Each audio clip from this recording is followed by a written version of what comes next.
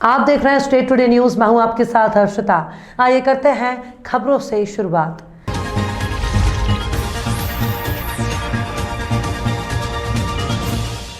अब्दुल्लागंज नगर के बाईपास पर सनौटी ग्राम में बने बाईपास हाईवे ओवरब्रिज के नीचे क्रॉसिंग करते समय स्कूल मैजिक वैन और क्रेटा कार में टक्कर हो गई, जिससे मैजिक और क्रेटा कार बहुत अधिक क्षतिग्रस्त हो गई।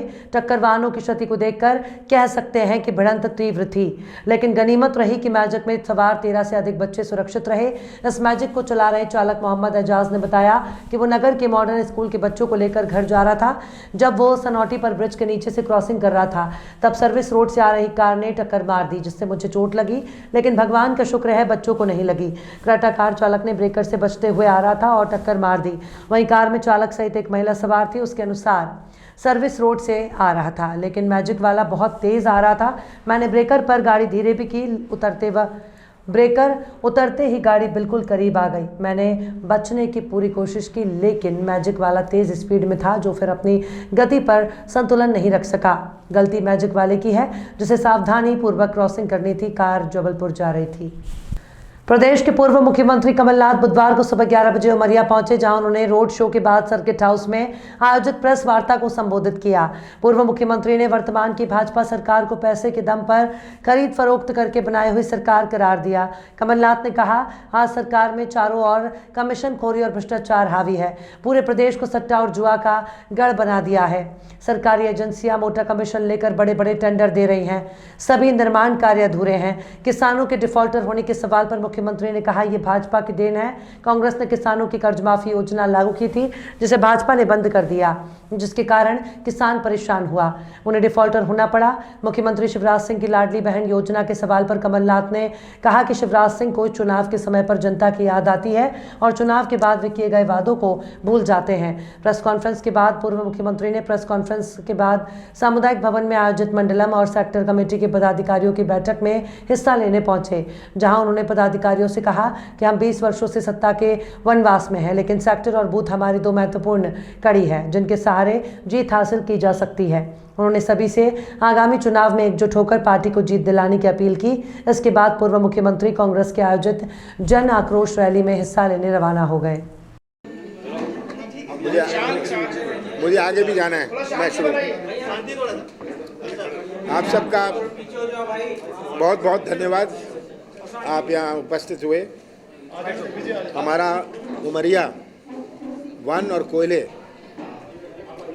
उसकी पहचान है, और आज कोयले क्षेत्र में क्या हालत है।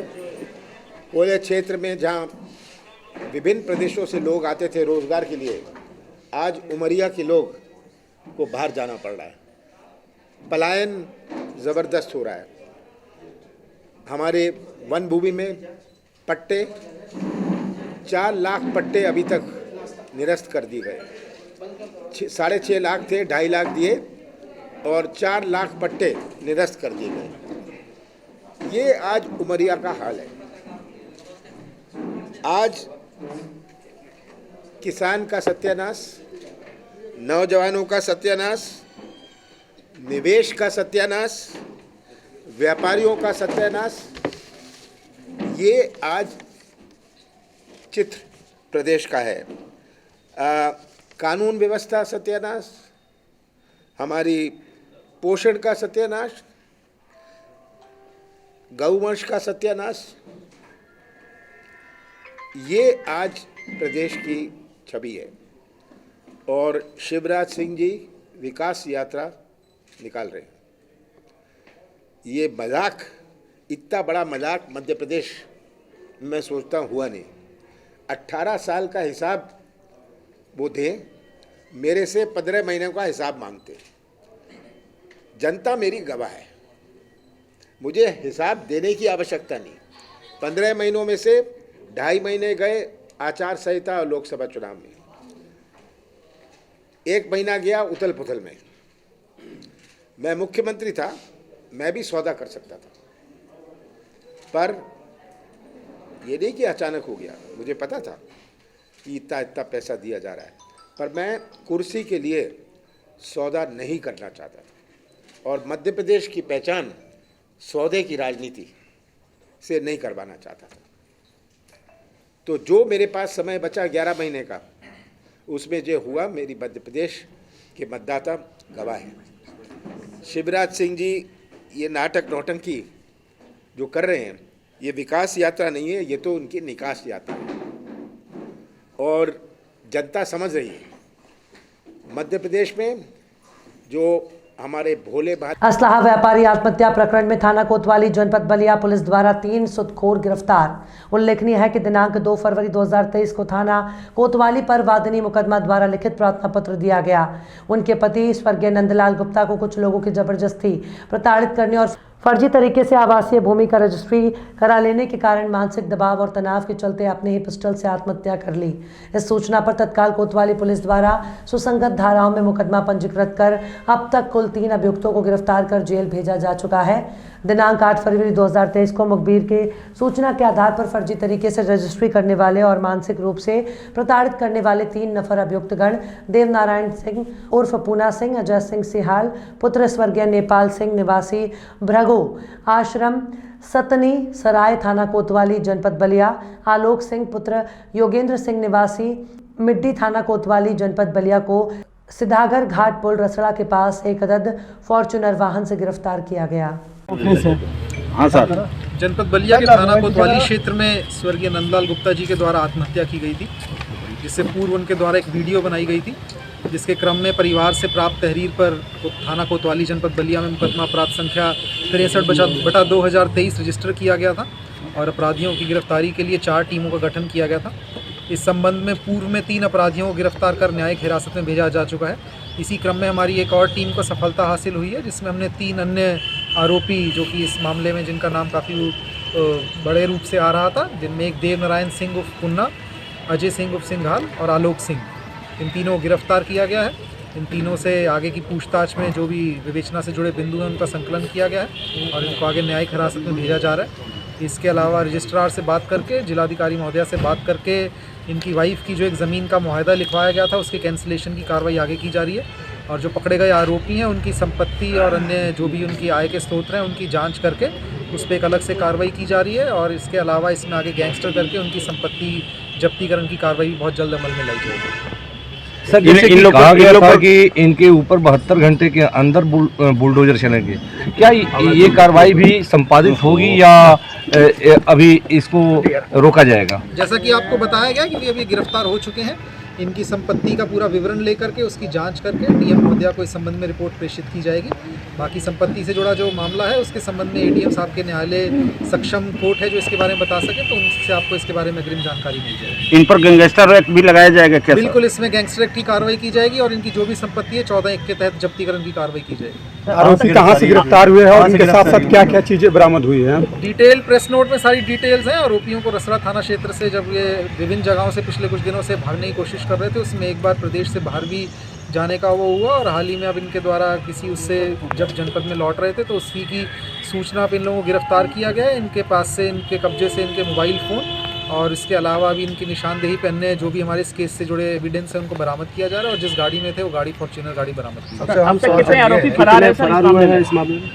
और कुल इस मामले में मुकदमा 12 लोगों के खिलाफ, 12 नामजद और 4-5 अज्ञात के खिलाफ पंजीकृत किया गया था, जिनमें अब तक 6 लोगों को न्यायिक हिरासत में भेजा जा चुका है और बाकी लोगों के लिए हमारी टीम विभिन्न जगहों पे इस समय एक्टिव है और जल्दी हमको उम्मीद है कि अगले 1-2 दिनों में और महत्वपूर्ण गिरफ्तारियाँ। सर, सबसे अहम सवाल ये है कि जो 72 घंटा का अल्टीमेट दिया गया था, क्या वो घर खाली हुई कि नहीं अभी तक? देखिए, इस संबंध में जैसा कि मैंने आपको कहा कि ऑथोराइज्ड जो सही अथॉरिटी है वो सिटी मजिस्ट्रेट साहब हैं, तो सिटी मजिस्ट्रेट साहब आपके इस सवाल का बेहतर जवाब दे पाएंगे। लेकिन हम ये कहेंगे जब से अब ये गिरफ्तार हो गए हैं तो इनकी संपत्ति की पूरी डिटेल्स लेकर के उसके संबंध में विस्तृत मेरे द्वारा एक आख्या डीएम महोदया को भेजी जाएगी। और उमरिया में आयोजित कांग्रेस की जन आक्रोश रैली में भाजपा के ऊपर जमकर बरसे पूर्व मुख्यमंत्री कमलनाथ ने कहा कि गरीबों के हक पर डाका डाल रही प्रदेश की भाजपा सरकार, हमने लाखों किसानों का कर्जा माफ किया, भाजपा ने किसानों को डिफॉल्टर बनाया, सौदेबाजी से बनी शिवराज सरकार को विधानसभा के चुनाव में जनता जवाब देगी। शिवराज सिंह चौहान घोषणा और झूठ की मशीन है, जहां नदी ना हो तो भी वे पुल की घोषणा कर देते थे। यह आरोप बुधवार को उमरिया के बस स्टैंड में आयोजित जन आक्रोश रैली को संबोधित करते हुए पूर्व मुख्यमंत्री कमलनाथ ने लगाए। कमलनाथ ने कहा कि हमने वर्ष 2018 में साफ नीयत से सरकार चलानी शुरू की थी, लेकिन शिवराज सिंह और भाजपा ने खरीद फरोख्त कर सरकार बना ली। हमें कुर्सी का मोह नहीं है। शिवराज सिंह सरकार की विकास यात्रा पर कटाक्ष करते हुए पूर्व मुख्यमंत्री ने कहा कि ये विकास नहीं, भाजपा की प्रदेश से निकास यात्रा है। नौजवानों की बात करते हुए कमलनाथ ने कहा कि युवा बेरोजगार है, सरकार को चिंता है, प्रदेश में कोई उद्योगपति निवेश नहीं कर रहा, मध्य प्रदेश को भ्रष्टाचार का अड्डा बना दिया गया है। कांग्रेस का है, बाप बेटा, भाई भतीजा, चाचा चाची अलग अलग वोट देंगे। ये हमें पहचानना है कितना राजनीतिक परिवर्तन हुआ है। और जब तक हम एक एक वोटर तक नहीं पहुंचे, ये कोई चुनाव हम लड़ने लायक नहीं है, जीतने लायक तो छोड़िए। अभी रैगांव में, सतना जिला के रैगांव में उपचुनाव हुआ, हम जीते, 31 साल बाद जीते। मैंने इस पर अध्ययन किया, सर्वे कराया, जीते क्यों? पोस्टमार्टम करते हैं जब हार जाते हैं। मैंने कहा मैं पोस्टमार्टम करूंगा कि जीते क्यों, और वहां मंडल और सेक्टर के कारण जीते। आप जो मंडल के हैं, हमारे सेक्टर के लोगों का सम्मान करें। आपने जो बिल्ला लगाया हुआ है, मैं आपको कहना चाहता हूं, कांग्रेस की सरकार बनेगी, ये आपका गेट पास होगा वहां आने के लिए। क्योंकि अंत में आप सब जो यहां बैठे हैं तो रह जाते हैं, और बड़े बड़े नेता लोग पहुंच जाते हैं। तो सबसे पहले मैं अधिकार आपको दूंगा। मैं हनुमान भक्त हूं, उमरिया के लोग भी हनुमान भक्त हैं। चंदिया के हनुमान को मैं प्रणाम करता हूं, वीरास्विनी माता को मैं प्रणाम करता हूं, भगवान बिरसा मुंडा को मैं प्रणाम करता हूं। यहां आके खुशी तो होती है, पर दुख भी होता है। उमरिया जिला देश के सबसे पिछड़े हुए जिलों की जब गिनती होती है, उस गिनती में उमरिया जिला आता है। खबरों में फिलहाल इतना ही। और भी खबरों के अपडेट्स के लिए आप देखते रहिए स्टेट टुडे न्यूज़।